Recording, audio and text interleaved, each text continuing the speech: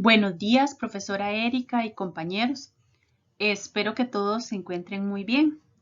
El día de hoy, mi compañera Chairon Cordero y mi persona Carla Monge vamos a hablarles un poquitito sobre el tema de lo que es el entorno como espacio educativo y el uso de las giras para aprender.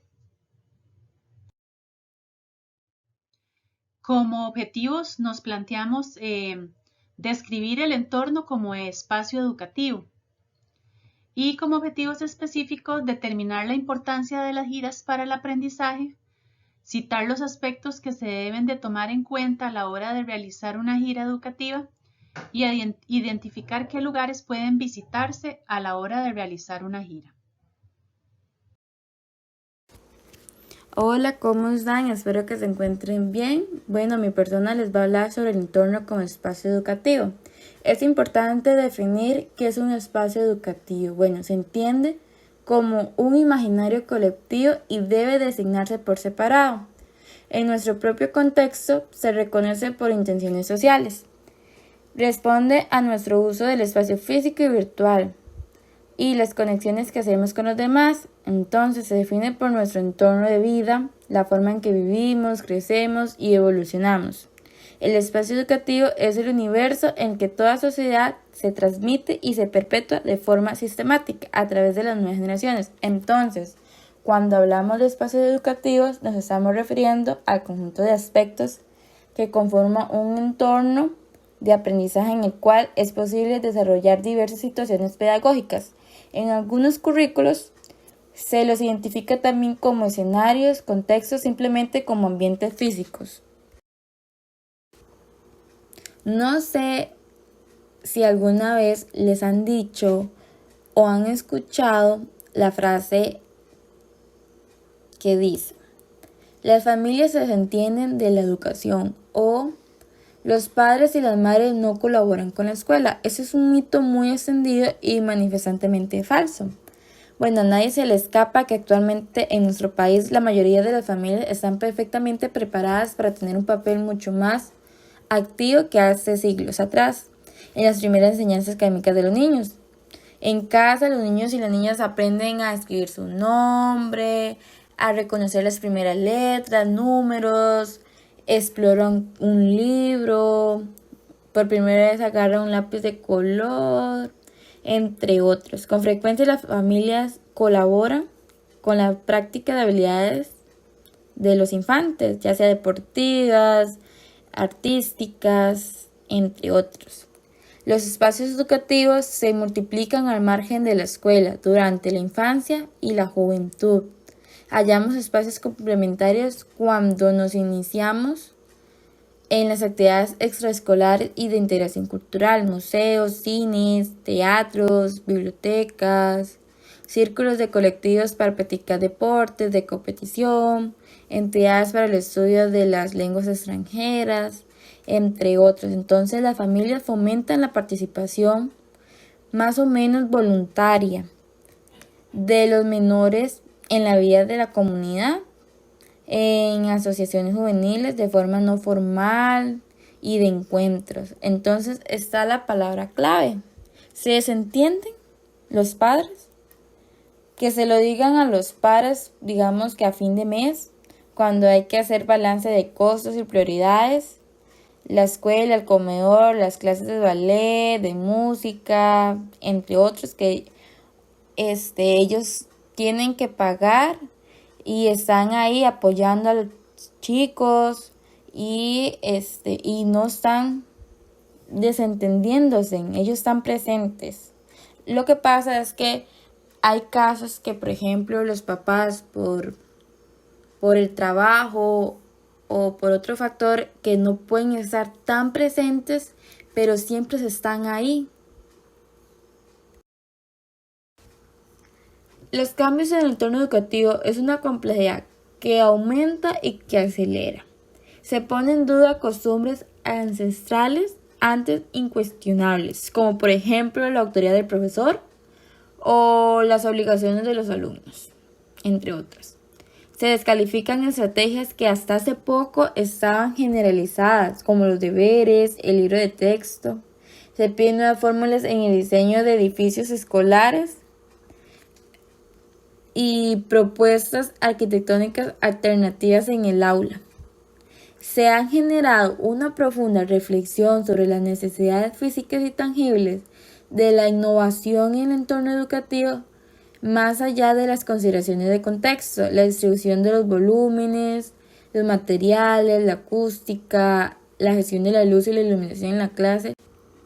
Además, la tecnología de la información y de la comunicación exigen un lógico y necesario cambio en el paradigma metodológico educativo, que ofrece nuevos espacios de aprendizaje, que esos serían los ámbitos virtuales, y los podemos ver reflejados actualmente en la parte educativa. Por medio de la pandemia, todo o casi la mayoría del aprendizaje ha sido de modo virtual. Entonces, ha influido demasiado en estas épocas. Entonces, la sociedad está experimentando profundos cambios y transformaciones. El aprendizaje debe ser permanente. Esto quiere decir que se extiende a lo largo de la vida para hacerse frente y responder a los cambios sociales, culturales y tecnológicos en los que estamos inmersos. La existencia y el uso de las tecnologías de la información y de la comunicación en la sociedad es lo que juega un papel relevante que se ha convertido en una condición decisiva para el desarrollo de la sociedad actual. El debate sobre las nuevas escuelas y sus espacios convenientes en el siglo XXI está presente en todos los foros educativos del país y se convierte en una reflexión sobre los cambios de procesos y la aplicación de métodos innovadores. Los docentes se dan cuenta de que, como sabemos, la continuidad de las instituciones educativas y su propia supervivencia profesional estarán en peligro, ya que por añadidura, con la explosión del universo digital en las instituciones educativas, el espacio educativo ha adquirido una ubicuidad sin precedentes y se prolonga a lo largo de toda la vida, colonizando toda realidad. Se crea dentro y fuera del entorno educativo un nuevo territorio virtual de aprendizaje entre iguales y de autoaprendizaje. Entonces hay que repensar los espacios de aprendizaje y los entornos educativos, ya que nos ayudará a descubrir y a gestionar el propio proyecto de vida. Utilizar estas reflexiones para fomentar entre los jóvenes la creación del conocimiento y el respeto por el consenso científico puede favorecer la creación de la comunidad sostenible, global y local, más justa y duradera. La importancia de las giras para el aprendizaje es que acerca al estudiante a conocer la realidad de un lugar mediante la observación y la aplicación de otras técnicas con fines investigativos. Es una herramienta que complementa la docencia y a la vez puede facilitar la enseñanza de la investigación. Las giras cumplen diferentes funciones. Algunas de ellas serían como un recurso didáctico, como facilitador del aprender a investigar y como apoyo informativo para diferentes proyectos gestionados por otras entidades públicas, privadas o ya sea comunitarias. En Costa Rica tenemos decenas de destinos para realizar giras, para realizar esa estrategia. Entonces, es un modo para así la educación pueda mejorarse mediante la diversión y fuera de las aulas. Entonces, se trata de crear y de implementar nuevas metodologías educativas de la enseñanza y aprendizaje, de manera que los estudiantes tengan acceso al conocimiento en los lugares de los hechos. En Islandia, Noruega y países del primer mundo, en cuanto a la educación, ha resultado evidente que es cada vez más necesario sacar de las aulas a los estudiantes para que puedan no solamente reunir mucha información en su cerebro, sino que se asocie a emociones que estimulen además el análisis y la comprensión de sus realidades. Sin embargo, realizar una gira no es algo fácil, ya que no solamente se trata de montarse en un autobús y salir de paseo o ir al campo. Más allá de las posibilidades financieras de las instituciones, se deben cumplir algunos trámites administrativos y es aquí donde los dejo con la compañera Carla, que les va a hablar sobre eso. Esta frase, el que obedece no se equivoca, es de suma importancia en lo que voy a describir a continuación. Desde el momento en que se piensa, ¿verdad? Como docente, en aplicar una gira, ¿verdad? En sacar a los chicos de la institución, porque al final de cuentas eso es una gira, cualquier actividad donde nosotros salgamos de la infraestructura del centro educativo. Puede ser que lo podamos hacer caminando, ¿verdad? Porque sea cerca. En otras ocasiones puede que se necesite de algún tipo de transporte. Pero sea como sea, ¿verdad? El caso, el hecho de salir de ahí, eh, conlleva a seguir una serie de pasos, de lineamientos, para que esta gira sea lo más segura, lo más provechosa para todos los que participan. Y entonces en el año 2019, cuando el ministro de Educación era don Edgar Mora Altamirano, él firmó una circular ¿verdad? Se distribuyó en todas las direcciones regionales, en todos los centros educativos, que tiene como nombre Lineamiento para la organización y ejecución de actividades fuera del centro educativo. Y esto es una gran herramienta, yo considero que es de mucha importancia porque nos da un respaldo eh, a la hora de hacer una actividad de tanto, hay que ser muy animoso para hacer una cosa de esas porque lleva mucha logística, son muchos los aspectos que hay que considerar y también sus riesgos. Pero al haber ya algo por escrito, como lo puse yo en la presentación anterior, de que el que obedece no se equivoca, nosotros como docentes, si seguimos cada uno de esos lineamientos, vamos a tener ese respaldo de que si pasa algo, nosotros seguimos todas las indicaciones tal y como se nos pide. Y dentro de estos lineamientos, dentro de esta circular, se describen los roles de cada uno de los que participan en la gira, empezando por lo que son los directores o directoras, los cuales son los responsables en su totalidad de todo lo que pase en la gira. Antes, durante, casi que después también. ¿Por qué? Porque el director o directora es el que va a firmar, el que va a dar la aprobación por escrito de que la gira se puede realizar.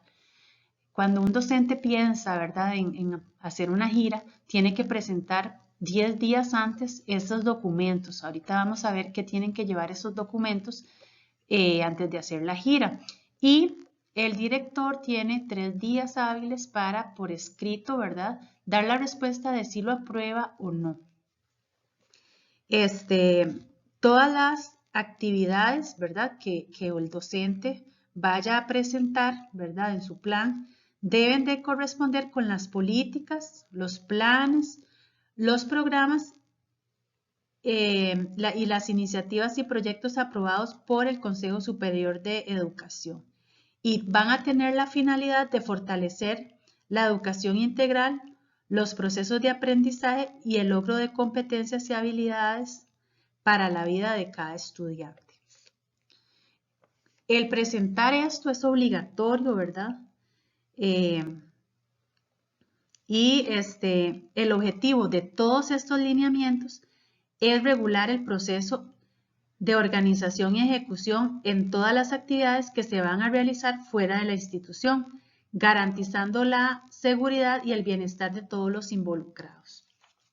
Entonces, el docente, ¿verdad?, en esos planes, en esos lineamientos, en esa solicitud que hace al director, debe de incluir el planeamiento didáctico y todas las actividades que se piensan ejecutar en la gira.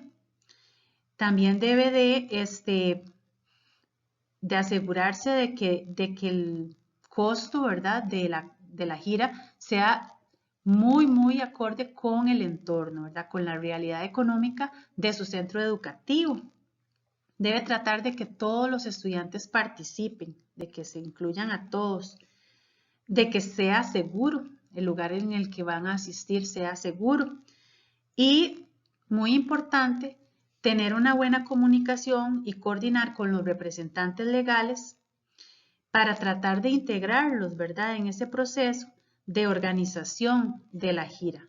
Es muy importante que los encargados legales se involucren y que nosotros como docentes sintamos ese apoyo, porque son muchas cosas que hay que considerar. Por ejemplo, la alimentación es una, por ejemplo, el que ellos nos ayuden a nosotros en el autobús a ver que todo vaya de la mejor forma. Como dicen, ¿verdad?, entre más ojitos hayan, ¿verdad?, más cosas se pueden detectar y se pueden evitar. También el docente tiene que coordinar, ¿verdad?, con la Junta de Educación Administrativa para garantizar el presupuesto, a ver si hay recursos, a ver si nos pueden ayudar o si definitivamente la gira casi que tienen que asumirla cada estudiante. Y durante estas giras casi siempre lo ideal es que no hayan dos docentes de la misma especialidad, porque se puede dar el caso de que algunos estudiantes no participen de la gira, porque las giras no son obligatorias.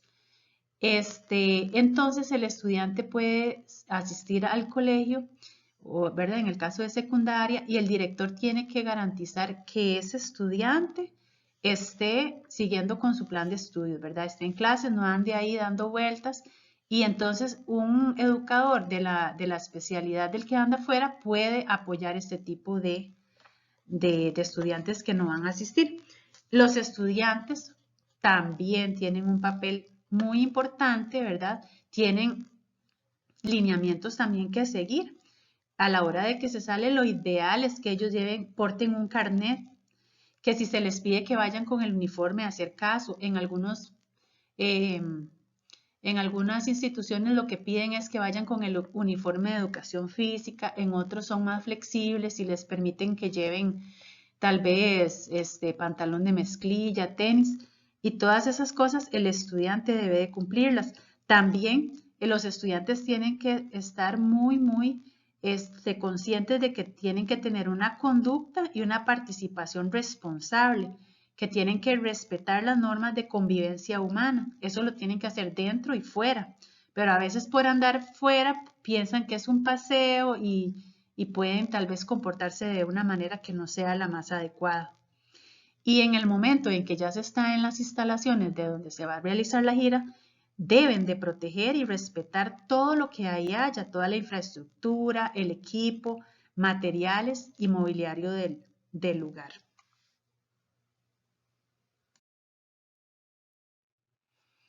El solicitar el permiso al director o directora del centro educativo es el primer paso, por así decirlo. Aquí yo traté de poner ese documento, esa circular que viene como un anexo de la circular, ¿verdad? Vienen varios anexos y uno es este. Casi no se ve, pero yo les voy a más o menos decir y explicar qué es lo que el documento encierra, ¿verdad? Lo primero es el propósito, ¿verdad?, de la gira, el lugar donde se va a hacer la gira, que en ese documento se dice que los lugares que tengan, digamos, piscinas o masas de agua, ¿verdad?, como llaman ellos, no deberían de ser un lugar para hacer una gira. Y si hubieran, es totalmente prohibido, ¿verdad?, que los estudiantes se metan a esas piscinas, por ejemplo, para evitar una serie de accidentes, solo en caso de que sea como en juegos deportivos o ese tipo de cosas, de actividades, que ya sea de la materia de educación física, que es diferente, ¿verdad? Pero digamos, como gira, puede ser muy bonito, ¿verdad? Puede haber una piscina, pero ahí todavía tiene que haber más vigilancia porque no está permitido que se metan ahí. El lugar obviamente tiene que tener una serie de requisitos, principalmente para lo que es la seguridad. Aquí en este plan, en este formulario, tiene que detallarse las actividades y la mediación pedagógica. Debe darse como un resumen de actividades en relación al programa de estudio. No es que vamos a salir sin un rumbo, ¿verdad? Tiene que ir, concordar con la materia que estamos viendo según el programa de estudio. Se deben desglosar los costos, cuánto es lo que es el transporte, si se requiere, la alimentación o si el estudiante va a aportar su alimentación, todo eso tiene que ir detallado. Ahí hay una parte donde se detalla la información de las personas que nos van a acompañar, que son los representantes legales, donde vienen el nombre y la firma. Y al final viene lo que es la firma del docente. Aparte, digamos, de esto, de este formulario, se deben de presentar una serie de permisos, como por ejemplo el permiso de autorización, que eso es firmado por parte de los padres de familia, ¿verdad? Sin que ellos autoricen no se puede sacar a ningún estudiante. También una boleta de compromiso de participación del representante legal, que ahorita también la vamos a ver. También todos los documentos que tienen que ver con el servicio de transporte, documentos donde se haga constar que el lugar cuenta con las pólizas correspondientes y el plan de prevención y atención de emergencias. Y comprobar que el lugar está reservado, ¿verdad? Y cuánto es el cupo, ¿verdad? Que hicieron la reservación. Entonces, cuando se presenta, como les dije anteriormente, hay 3 días hábiles en los que el director, ¿verdad? Lo firma de que lo aprueba o al contrario de que no. Y si digamos el director dice no, tiene que explicar cuáles son las razones por las que él no aprueba esa salida de la institución. Y esta es como la parte final de ese formulario, en donde ya sí lleva la firma del director y donde se dan ese tipo de observaciones que él hace, porque puede que él dé recomendaciones, a pesar de que él diga, sí, está bien, yo apruebo la gira, él puede hacer una serie de aportes para que la gira sea, mejorar las condiciones que el docente propuso. Esta es la autorización de la participación de los estudiantes. Obviamente tiene que ir firmada por el representante legal. Ahí se pregunta si hay consentimiento de que si hacen alguna actividad y toman fotos, si se pueden compartir o videos o si no. Y es importante que ahí es donde se anotan si el estudiante es alérgico a algún alimento o si tiene que, ¿verdad?, aportar un medicamento porque lo necesita o, por ejemplo, ahí tienen que llevar toda la información también de un teléfono donde si pasa alguna emergencia se pueda contactar esa persona. Entonces, la información que ahí se dé, como docentes tenemos que revisarla muy bien, que no nos falte nada y que ya cuando andemos en la gira, ¿verdad?, tengamos que andar en carreras, entonces es mejor tener eso bien ordenado y que no falte ninguno de los datos. Otro aspecto a considerar es el tomar en cuenta todos los requisitos mínimos de seguridad, las pólizas de seguro y el debido plan de prevención y atención de emergencias previsto en la Ley Nacional de Emergencias y Prevención de Riesgos. Entonces el lugar, ¿verdad? Debe, desde que se planea, ¿verdad?, uno tiene que pedir todos esos documentos porque tiene que presentarlos ante el director, como les había dicho anteriormente, y verificar de verdad que el lugar tenga, la infraestructura sea la adecuada, que tenga sus baños, que tenga buena agua, que sea accesible, digamos, si algún estudiante, por ejemplo, va en una silla de ruedas. Todas esas cosas se deben de contemplar antes, ¿verdad?, de que en el momento de contratarlos. Estar seguros de que ellos cuentan con todos esos papeles al día y que es un lugar que es seguro, ¿verdad? Entonces, es bastante importante este punto y casi que uno debería de ir y hacer la inspección, no dejarse llevar por fotos, ¿verdad? O porque le contaron, sino ir uno mismo a verificar que todo lo que ellos ofrecen es cierto. Debe de garantizarse la participación mínima del personal docente y representantes legales según el nivel que se realiza la gira. Las giras se pueden hacer desde que están en preescolar los chicos, ¿verdad? Entonces, dependiendo de esos dos niveles, así se van a necesitar el número de docentes o representantes. Por ejemplo, en la primera infancia, en esa circular se indica que deben de ir 2 docentes y 2 representantes legales, o sea, 2 padres de familia, por ejemplo, para cada 10 niños. Si ya es primero y segundo ciclo de educación general básica, por cada 15 estudiantes debe de ir un docente y 2 representantes legales. Y ya para tercer ciclo de educación general y para educación diversificada, por cada 20 estudiantes se pide que vaya un docente y 2 representantes legales, porque ya ellos van a estar más grandes, entre más pequeñitos van a necesitar como más ojitos, ¿verdad? Y más personas que ayuden a los chicos. Y lo ideal es que cada representante legal tenga un gafete que la institución, ¿verdad? Lo confeccione, donde indique que él está autorizado, ¿verdad? Para estar en esa gira. Los padres, ¿verdad? O los representantes legales también deben de firmar una boleta, ¿verdad? Donde se piden una serie de información y en el caso, digamos, de que algún papá no pueda asistir o algún representante, debe de reemplazarse.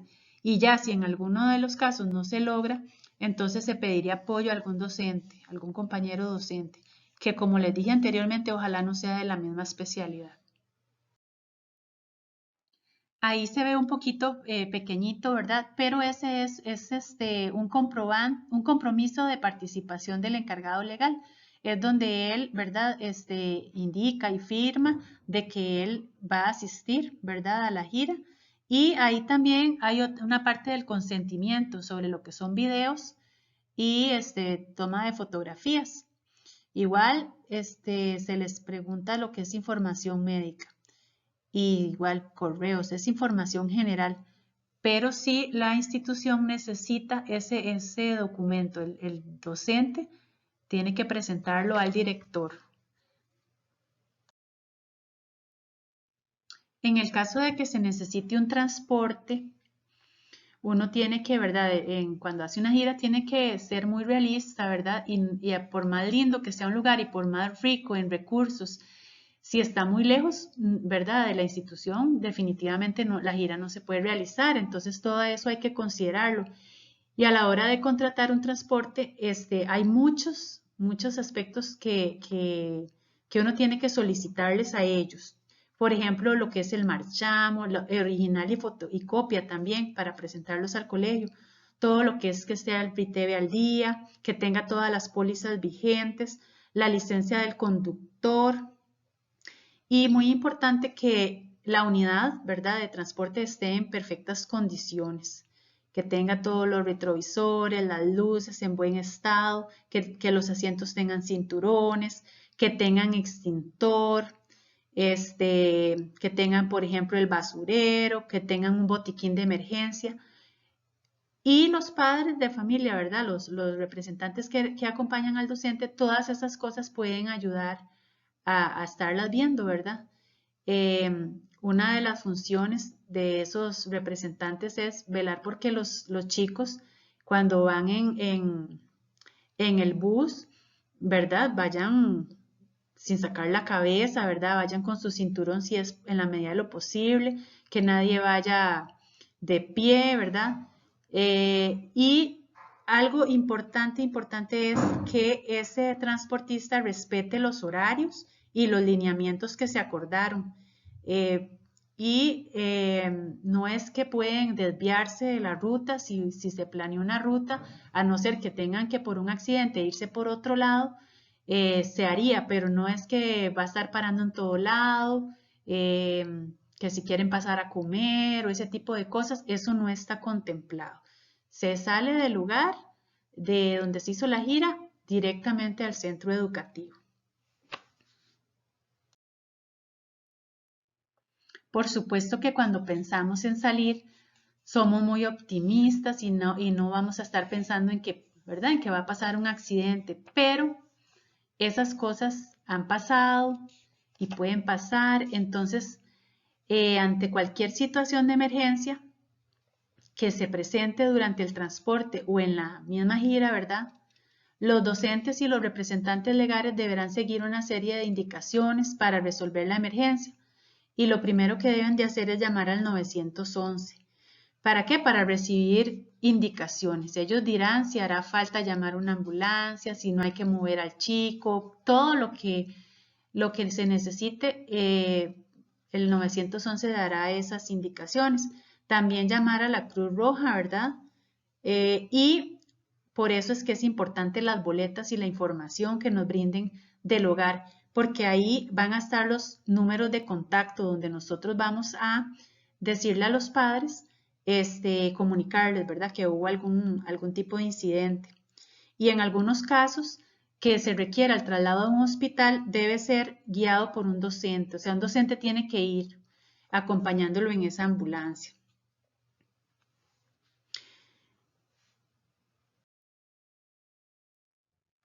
¿Qué lugares se pueden visitar en una gira educativa?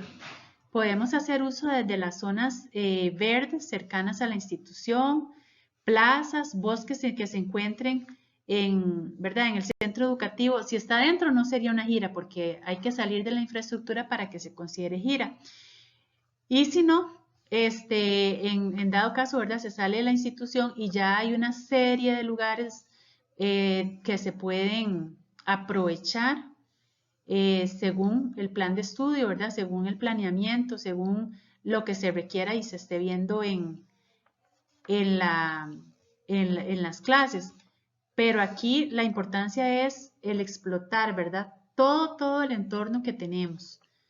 Todo, porque de la naturaleza se aprende montones. Los chicos son más libres, más creativos cuando se encuentran fuera del salón de clases. Dentro de las actividades que se pueden realizar en la gira, puede ser visitar lugares con relevancia histórica, cultural o del ambiente, a exposiciones, a universidades, por ejemplo, conciertos, presentaciones cinematográficas, participación en talleres, capacitaciones, en intercambios, asistencia a actividades políticas estudiantiles, a actos cívicos fuera del centro educativo, a ferias o a festivales educativos, culturales, científicos, artísticos y deportivos. Todo esto nos enriquece a todos, tanto a los estudiantes como a nosotros como docentes.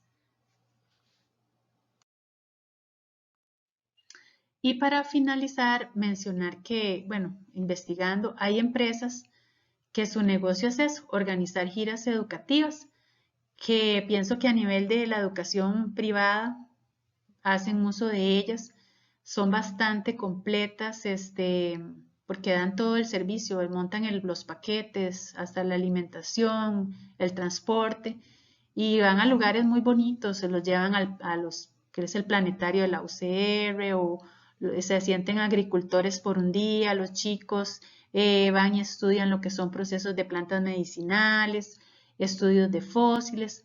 Entonces, cuando se tienen los recursos, es excelente aprovechar este tipo de paquetes que se nos ofrecen y que obviamente lo que hacen es fortalecer todos los aprendizajes que en las clases se imparten.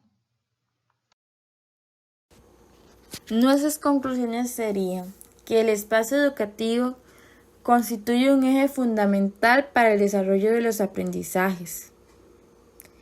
Las giras son un medio para enseñar a investigar mediante la aplicación y práctica de la observación y otras técnicas.